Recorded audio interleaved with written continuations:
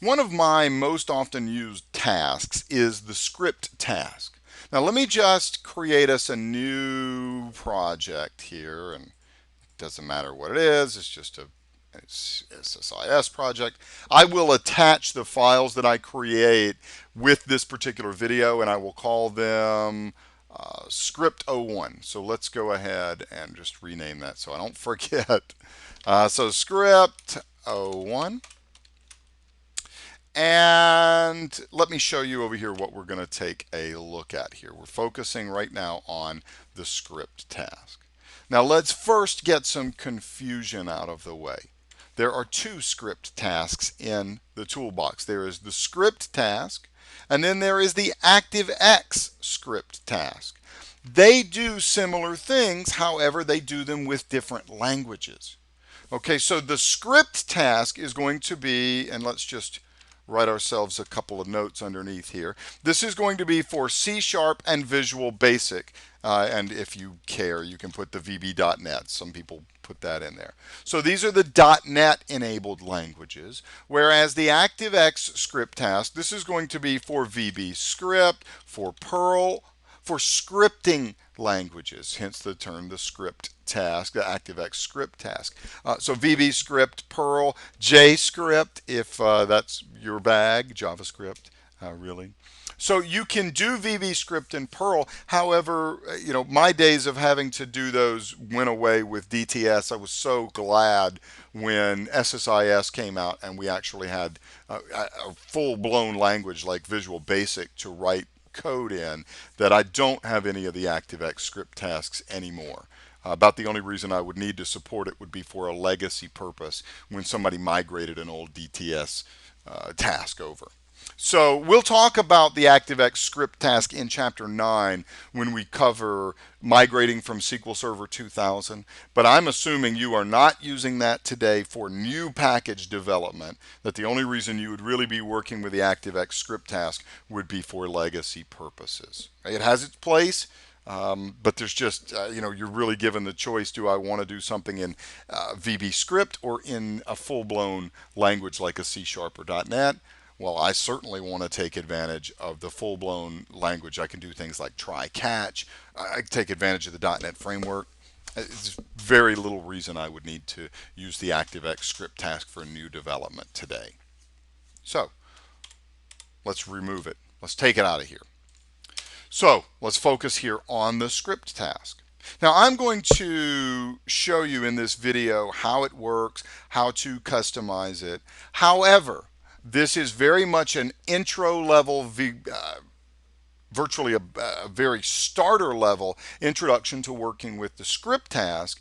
And we're going to actually, I didn't mean to do that actually, but it doesn't matter that I did. We are going to see in Chapter 7, it's all about writing and working with scripting. So we're going to talk in Chapter 7, VB, Visual Basic, C#. We've got tons of examples. It's actually a fairly big chapter because it's so common to need to do this. We're going to talk about integrating with Microsoft Office, about sending fancy emails, about doing all kinds of dynamics within our packages using the script task. So my goal in this single video, this is really the only video that we talk about the script task other than one of the early ones in this chapter where I showed you how to pop up a message box.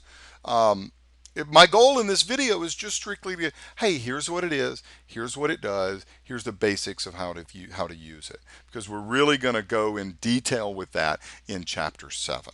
Okay, so script task, what can we do with it? We can do anything that you can do in .NET.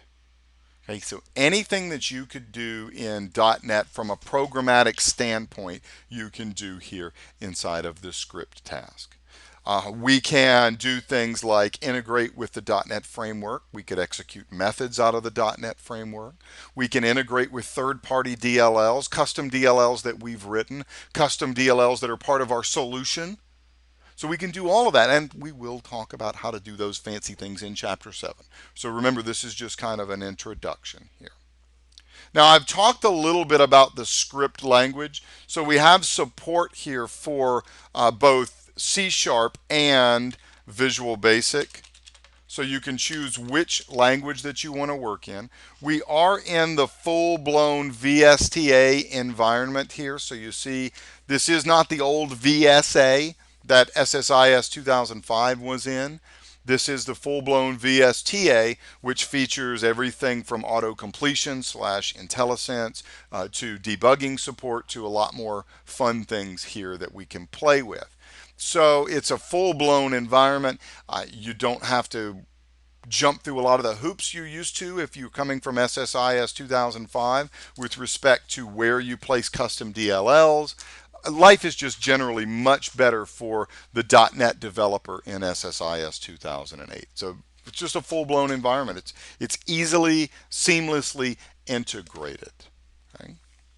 Now, I am also not going to talk about variables in this section because we cover those guys in Chapter 5. Oops, sorry about that.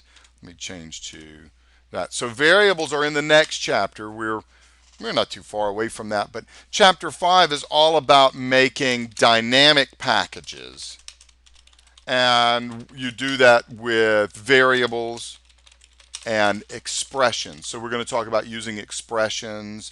We're going to talk about working with variables. So I'm going to leave this until then. It's pretty easy to work with them.